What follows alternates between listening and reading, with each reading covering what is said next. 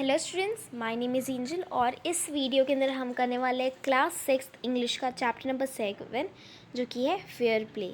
अब fair play का मतलब है, फेयर का मतलब होता है विदाउट एनी पार्शियलिटी। ओके, यानी ऐसा नहीं है कि हम गलत की साइड लें या हम सही की साइड लें, हम उसकी साइड लें जो सही है, जो होना चाहिए, जो फेयर हो, मतलब जस्टिस। जस्टिस का गेम, जस्टिस गेम मतलब इस तरीके से आप करो कि आप सही रास्ते पे हो, किसी एक के साइड नहीं हो। Jumman Shaikh and Algu Chaudhary were good friends. अब दो कैरेक्टर्स है स्टोरी के अंदर, एक तो है जुमान शेख और अलगू चौधरी, और दोनों बहुत अच्छे दोस्त थे। So strong was their bond of friendship that when either of them went away from the village, the other looked after his family. Both were greatly respected in the village. अब इन दोनों की जो दोस्ती थी ना, वो इतनी ज़्यादा टाइट और तगड़ी थी ना कि पूरा का पूरा कि अगर एक कहीं बाहर जाता था ना गाँव के, तो जो दूसरा वाला बंदा होता था वो अपने फ्रेंड की फैमिली का ख्याल रखता था, और दोनों की काफ़ी ज़्यादा विलेज में रिस्पेक्ट थी। Jumman had an old aunt who had some property.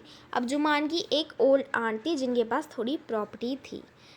This she transferred to him on the understanding that she will stay with him and he will look after her. अब वो जो उसकी बूढ़ी आंटी थी, वो अपनी property को जुमान के नाम कर देती है, ये सोच के कि जो जुमान है वो उसका ख्याल रखेगा। The arrangement worked well for a couple of years. अब जो ये अरेंजमेंट इन दोनों ने करा था कि मैं तुम्हारी प्रॉपर्टी तुम्हें दे दूँगी अपनी, और बदले में तुम मेरा ख्याल रखना क्योंकि मैं वो ओल्ड हो गई हूँ। कुछ सालों तक सही तरीके से चलता आ रहा arrangement. Then this situation change, और फिर इस बार सिचुएशन एकदम से बदल जाती है। Jumman and his family were tired of the old relative. अब जो जुमान और उसकी फैमिली थी वो आंट से काफ़ी ज़्यादा टायर्ड हो गई थी, थक चुकी थी उनको ख्याल रख के। Jumman became as indifferent to her as his wife. अब जो जुमान है वो जैसे कि उसकी बीवी जो थी, जो जुमान की वाइफ थी, जिस तरीके से वो आंटी को, उसकी बूढ़ी आंटी को ट्रीट करती थी, जुमान भी अब वो अपनी आंटी को अपनी वाइफ की तरह ही ट्रीट करने लग गया था। Who grudged even the little food that the old lady wanted every day। अब जो उसकी वाइफ थी वो ऐसी थी कि वो उसको रोज़मर्रा का जो थोड़ा बहुत खाना वो जो बूढ़ी औरत थी खाती थी, उसको भी देने में उसको गंदा उसको अच्छा फील नहीं होता था, उसका मन नहीं करता था। अब देख लो स्टूडेंट्स, वो जो वाइफ थी उसको अच्छा, वो थोड़ा सा खाना खाती होगी ओल्ड लोग कितना खाना खाते हैं, लेकिन जो उसकी वाइफ थी जुमान की, उसको उस लेडी को उतना सा खाना, नन्ना सा खाना देने में भी बहुत प्रॉब्लम आती है। इसको ग्रज कहते हैं, मतलब मन ना करना, गुस्सा होना, खुशी नहीं होना, बिना बेमन के देना, वो करती थी। She swallowed this insults along with her food for a few months. अब जो उसकी आंटी है वो इन इंसल्ट्स को, यानी जो वो उसका मजाक उड़ाते थे, उसके बारे में गंदी गंदी बातें बोलते थे, इसी को वो निगल लेती थी, जिस तरीके से वो खाने को निगल लेती थी। लेकिन ये कुछ महीनों तक चलता रहा, लेकिन उसके बाद हर पेशेंस की एक लिमिट होती है, हर चीज़ की एक लिमिट होती है। One day she spoke to Jumman. अब एक दिन वो जुमान से कहती है, my son, it is now obvious that I am not wanted in your house, kindly give me a monthly allowance so that I can set up a separate kitchen. अब वो कहती है, मेरे बेटे, अब मैं एक बात जान चुकी हूँ, और ये हम सब लोग ये बात जानते हैं कि मैं इस घर में अब कोई चाहता नहीं मैं रहूँ, तो तुम मुझे मंथली अलाउंस मतलब कुछ पैसे कर दिया करो, मुझे दे दिया करो, ताकि मैं अपना दूसरा किचन लगा लूँ। दूसरा किचन लगाने का मतलब है मैं कहीं और रह लूँ, कहीं और जगह पे रह लूँ, मैं इस घर में अब रहना नहीं चाहती। My wife knows how to run the house, be patient. वो कहते हैं कि मेरी बीवी को पता है घर कैसे चलाते हैं, आप शांत रहो। सेट जुमान शेमलेसली, मतलब बिना किसी उसके कि लाइक आप किसी ओल्ड लेडी से बात कर रहे हो, आप ओल्ड पर्सन से बात कर रहे हो रिस्पेक्ट के साथ, लेकिन वो बिना किसी रिस्पेक्ट के कह देता है। This made his aunt very angry. अब जो बूढ़ी लेडी थी वो काफ़ी गुस्से वाली हो गई थी, और उसने डिसाइड करा कि वो जो केस है वो पंचायत में लेके जाएगी। For many days the old lady was seen talking to the villagers, explaining her case and seeking the support. और फिर कुछ दिनों तक हम देखते हैं कि जो ओल्ड लेडी है वो विलेजर्स से बात करती है और कोशिश करती है कि वो उसको सपोर्ट करे। सम सिंपथाइज्ड विद हर, मतलब सब लोगों को, कुछ लोगों को दया आती है उसके ऊपर, वो कहते हैं कि हाँ ठीक है, वो लेडी सही कह रही है। कुछ लोग लाफ करते हैं उसके ऊपर, और कुछ लोग उसको एडवाइस कर देते हैं कि वो अपने उसके साथ, भतीजे के साथ और अपनी वाइफ के साथ समझौता कर ले, एग्रीमेंट पे आ जाए, ऐसे कुछ पंचायत का झमेलों में ना पड़े। At last she came to Algu Chaudhary.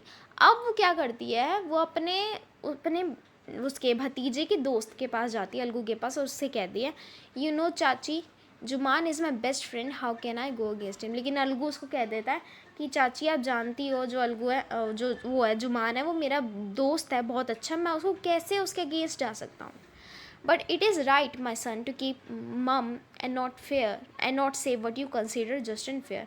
But फिर उसके बाद जो चाची होती है वो उसको कहती है कि क्या है, फिर सही नहीं है कि तुम चुपचाप बैठे रहो और जब कुछ गलत हो रहा है तुम कुछ ना बोलो उसके बारे में। अब उसके बाद वो जो लेडी है वो ये सब कहते हैं, उससे हाथ जोड़ती है, come to the panchayat and speak the truth. वो कहती है कि तुम पंचायत में जाओ और सच बोलो। She said. अब अलगू उसका रिप्लाई नहीं देता है, लेकिन उसकी जो आवाज़ थी उस लेडी की उसके कानों में बजती रहती है। अब part 2। The panchayat was held the same evening under the old banyan tree. अब उसी शाम को पंचायत जो है वो एक पुराने बरगद के पेड़ के नीचे हेल्ड होती है, और जुमान खड़ा होता है और बोलता है, the voice of the panch is the voice of the God. कि जो पंच होते हैं, यानी जो हेड होता है, जो डिसीज़न लेता है कि जस्टिस करता है कि जब कोई प्रॉब्लम आती है, उसकी आवाज़ भगवान की आवाज़ की तरह होती है। Let my aunt nominate the head of panch. और उसके बाद फिर जैसे अब कोई बंदा है, मैं आपको ये समझाती हूँ। अब हम बहुत पुराने टाइम की बात करें, उसमें क्या होता था कि जैसे दो बंदे, अब उन दोनों के बीच में कोई प्रॉब्लम होगी, तो अब एक बंदा होता है, अब वो जाके पूरे विलेज को कहता है कि मैं इस बंदे के अगेंस्ट में, मुझे इस बंदे की कंप्लेन करनी कि इस बंदे ने मेरे साथ कुछ बुरा करा है, इस बंदे ने मेरे साथ कुछ गलत करा है, और इसके खिलाफ में वो जो भी पर्सन है वो पंचायत ऑर्गेनाइज करता है।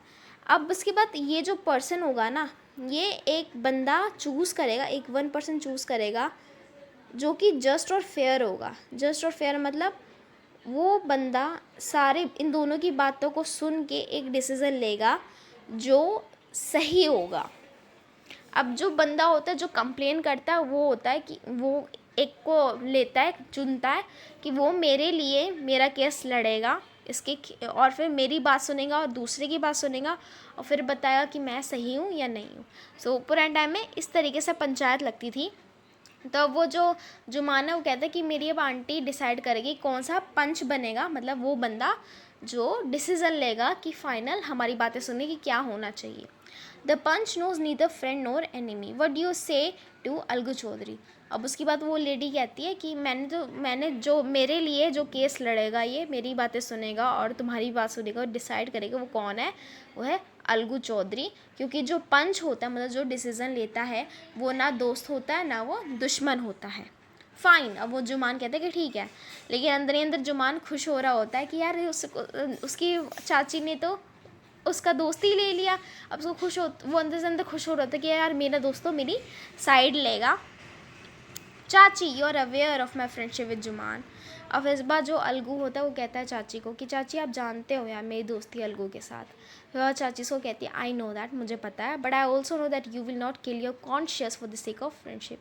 पर वो कहती है कि मैं जानती हूँ तुम अपने कॉन्शियस को, मतलब जो तुम्हारे अंदर फीलिंग्स है कि सच क्या है, तुम जो जानते हो कि जो सच है, तुम उसको दाव पे नहीं लगाओगे अपनी फ्रेंडशिप के कारण, अपनी दोस्ती के कारण।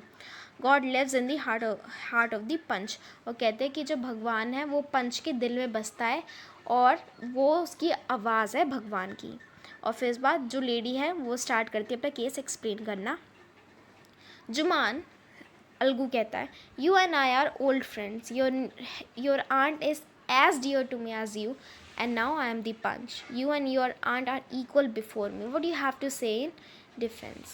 और उसके बाद फिर जो अब ओल्ड लेडी वो अपना जो एक्सप्लेन करती है केस कि क्या हुआ है, और फिर उस पर अलगू जुमान से कहता है कि तुम अपना केस एक्सप्लेन करो, क्योंकि अब मैं पंच हूँ और जितना प्यार मैं तुमसे करता हूँ मैं तुम्हारी चाची से भी उतना प्यार करता हूँ, और अब क्योंकि मैं पंच हूँ मेरे लिए तुम और तुम्हारी चाची मेरे सामने इक्वल हो, और तुम भी अपना केस प्रेजेंट करो कि तुम क्या कहते हो इस बात पे। तो जुमान स्टार्ट करता है, 3 years ago my aunt transferred her property to me, कि मेरी आंटी ने मेरे अपनी प्रॉपर्टी, अपनी जितनी भी ज़मीन जायदाद थी वो मेरे नाम कर दी. I promise to support her as long as she lived. मैंने उनको प्रॉमिस करा कि मैं उनका ख्याल रखूँगा जब तक वो ज़िंदा रहेगी, और मैंने हर चीज़ कर ली जो मैं कर सकता था. There have been a couple of quarrels between my wife and her, but I can't stop it. पर वो कहते हैं कि अभी थोड़े दिन पहले कुछ झगड़े हुए मेरी वाइफ और मेरी आंटी के बीच में, जिनको मैं स्टॉप नहीं कर सकता. और अब मेरी आंट क्लेम कर रही है कि उनको मंथली अलाउंस चाहिए, जो कि पॉसिबल नहीं है, और यही है जो मुझे कहना है. Jumman was cross examined by Algu and others. और उसके बाद फिर सब लोग धीरे एक एक करके जुमान से सवाल जवाब करते हैं. Then Algu announced, "We have gone into matter carefully." कि हमने इस बात पे बहुत ध्यान से सोचा. And in my opinion, Juman must pay his aunt a monthly allowance or else the property goes back to her. वो कहता है कि हमने इसके बारे में सोचा और हमने डिसाइड करा है कि जुमान को अपनी आंटी को मंथली अलाउंस जो वो मांग रही है कि उनको महीने के कुछ पैसे चाहिए ताकि वो अलग रह सके, वो देना चाहिए. नहीं तो वो जो उसकी प्रॉपर्टी है जो आंटी ने जुमान के नाम करी थी वो उसको वापस कर दे. Now the two friendship was seldom seen together. अब वो कहता है कि वो अब जो दोनों दोस्त थे वो अब उनकी जो दोस्ती थी वो टूट चुकी थी और वो मुश्किल से साथ दिखते थे. अब उनकी जो दोस्ती थी वो ख़त्म हो चुकी थी और जुमान जो था वो अलगू का एक दुश्मन बन चुका था और इसको एक रिवेंज चाहिए था. अब हम पार्ट 3 पढ़ते कि क्या होता है. Days passed and as ill luck would have it, Algu Chaudhary found himself in a tight spot. One of his fine pair of bullocks died and he sold the other to the समझू साहू. अब क्या होता है, अलगू चौधरी को के दो जो एक पेयर मतलब दो जो भैंसें होती हैं, बुलक्स का मतलब यही होता है भैंस, उन भैंसें उनकी मौत हो जाती है. तो उसके पास एक और भैंस होती है जिसको वो एक समझू साहू नाम के एक काठ मतलब वो रेड़े चलाने वाले को जो विलेज में रहता है उसको बेच देता है. The understanding was that Sahu will pay the price of the bullock in a months time. वो दोनों समझौता करता है कि जो साहू है वो करीबन 1 महीने के अंदर अंदर उस भैंस के पैसे जो उसने बेचे थी अलगू ने वो दे देगा. लेकिन क्या होता क्या, उसी महीने के अंदर अंदर वो जो भैंस होती है उसकी मौत हो जाती है. Several months after the bullock's death, Algu reminded Sahu of the money he hadn't yet paid. और उसके कुछ महीनों बाद फिर जो अलगू है वो साहू को याद दिलाता है कि साहू ने उसको उस भैंस के पैसे नहीं दिए थे. Sahu got very annoyed. अब वो इरिटेटेड हो जाता है, उसको गुस्सा सा आ जाता है. I can't pay you a penny for the rest beast you sold me. कि मैं उस बेकार से जानवर के पैसे नहीं दूंगा जो तुमने मुझे बेचा था. उसने मुझे कुछ नहीं दिया, बस मेरी बर्बादी करी. और मेरे पास एक भैंस है, तुम उसे यूज़ कर सकते हो 1 महीने के लिए और उसके बाद तुम मुझे उसे वापस कर सकते हो. मैं तुम्हें कोई पैसे नहीं दूंगा उस मरी हुई भैंस के लिए. और वो गुस्से से उसको कह देता है. Algu decided to refer the case to panchayat. अब अलगू डिसाइड करता है कि वो पंचायत के पास जाएगा अपना केस लेके. For a second time in a few months preparation for holding the panchayat were made. और कुछ टाइम के अंदर एक दूसरी पंचायत के लिए बैठक शुरू होगी, उसकी प्रिपरेशन करनी. And both party started meeting seeking people their support. और उसके बाद फिर जो दोनों लोग थे वो लोगों को एकजुट करके अपने अपने साइड करना शुरू कर दिया. The panchayat was held under the old banyan tree. अब जो पंचायत थी वो दोबारा से बैठती है. Algu stood up and said, the voice of the panch is the voice of God. Let Sahu nominate the head of panch. I will abide by his decision. अब उसके बाद फिर अलगू खड़ा होता है और वो कहता है कि जो वॉइस है पंच की वो भगवान की आवाज़ है और साहू जिसको चाहे नॉमिनेट करे जो हेड पंच बने और फिर वो हमारी दोनों की आवाज़ों को सुनेगा और फिर डिसाइड करेगा कि सही क्या है. अब जो साहू है वो अपना देखता है कि साहू के पास मौका है और वो सोचता है कि वो जुमान को इलेक्ट करेगा क्योंकि उसको पता था कि जुमान और अलगू के बीच में लड़ाई चल रही है. दोनों दोस्त अब अलग हो चुके हैं. और जो अलगू का दिल होता है वो एकदम से बैठ जाता है कि वो सोचता है कि अब वो हार जाएगा केस. क्यों हार जाएगा वो केस? क्योंकि जो जुमान था उसने उसको पिछली बार केस में जुबान की साइड नहीं ली थी. उसने तो सच का साथ दिया था और आंटी को कहा था कि आंटी को जितवाया था और जुबान से मंथली अलाउंस के पैसे लिए थे. राइट। तो अब उस अलगू को लगता है यार अब जुमान मेरी साइड नहीं लेगा, अब सच का कुछ वो नहीं होएगा, अब जस्टिस नहीं होगा, कि जो जुमान है वो चाहेगा मुझसे रिवेंज लेना। The moment Juman became head punch, he realized his responsibility as judge and the dignity of his office. और जैसे जुमान पर हेड पंच बनता वो रियलाइज़ करता है कि वो अब उसको एक जज का रोल निभाना है, और उसकी कितनी इस जॉब की जो उसको जब भी जस्ट मिली है उसकी कितनी डिग्निटी है, मतलब कितनी रिस्पेक्ट है, और वो कैसे यहाँ पे रिवेंज ले सकता है। वो फिर अपने आप से पूछता है क्या मैं रिवेंज ले सकता हूँ, और फिर वो सोचता रहता है फिर वो कहते डिसाइड करता है कि नहीं, वो अपनी पर्सनल फीलिंग्स को यहाँ पे नहीं आने देगा। Both Algu and Sahu stated their cases. अब उसके बाद फिर दोनों अलगू और साहू अपना केस बताते हैं कि क्या क्या हुआ, और अपनी अपनी साइड पर्सपेक्टिव बताते हैं, और उन दोनों को क्रॉस एग्जामिन करा जाता है, और फिर इसके बाद जो पंचायत होती है वो उसके बारे में सोचती है। फिर इसके बाद जुमान उठ के बोलता है, it is our opinion that Sahu should pay Algu the price of bullock. वो कहता है कि हमने डिसाइड करा है कि साहू को उस भैंस का पैसा जो अलगू ने साहू को बेची थी वो देना चाहिए, क्योंकि जब साहू ने उस भैंस को ख़रीदा था तो उसको कोई बीमारी नहीं थी, कोई प्रॉब्लम नहीं थी, लेकिन जब भैंस मर गई वो उसकी जो डेथ थी वो अनफॉर्चुनेट थी। हाँ, अच्छी बुरी बात है कि उसकी भैंस की मौत हो गई, लेकिन हम अलगू को ब्लेम नहीं कर सकते इसके लिए, क्योंकि जब अलगू ने वो भैंस बेची थी तो एकदम वो सही थी।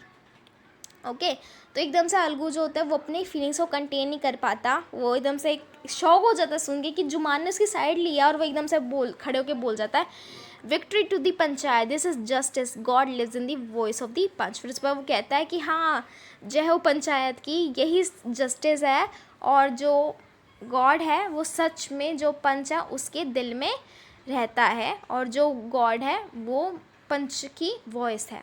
सून after Juman came to Algu and embraced him. और उसके बाद जैसे ही ख़त्म होती है पंचायत तो जुमान होता है वो अलगू के पास जाता है और उसको गले मिलता है and said, since the last panchayat I had become your enemy. कि पिछली बार जब हम पंचायत में थे तो मैं तुम्हारा दुश्मन बन गया था, और मुझे आज पता चला कि क्या पंच होना होता है। मैंने देखा कि जो पंच होता है उसका ना कोई दोस्त होता है ना कोई दुश्मन होता है, उसको सिर्फ और सिर्फ जस्टिस पता होता है, और कोई भी उस चीज़ को, उस जस्टिस को छोड़ नहीं सकता। और जस्टिस के लिए जो सच है वो सच के अंदर ना दोस्ती होती है ना दुश्मनी होती है। और फिर उसके बाद जो अलगू है वो अपने दोस्त को गले लगा लेता है और वो दोनों रोने लगते हैं, और उसके बाद उन आंसू के कारण उनके जितने भी बीच में मिसअंडरस्टैंडिंग थी, मतभेद जिसने कहते हैं वो थे, वो सब लोग ख़त्म हो जाते हैं और वो लोग दोबारा अच्छे दोस्त बन जाते हैं। सो इसी के साथ साथ हमारे पूरे का पूरा चैप्टर कंप्लीट हो जाए स्टूडेंट्स। इसमें ये पता चलता है कि कैसे एक दोस्त जो दोनों थे उन दोनों दोस्तों ने सच का सामना करा, और एक बार उनकी दोस्ती टूट जाती है लेकिन दोबारा उनकी दोस्ती फिर दोबारा हो जाती है। और ये था हमारा पूरा का पूरा चैप्टर।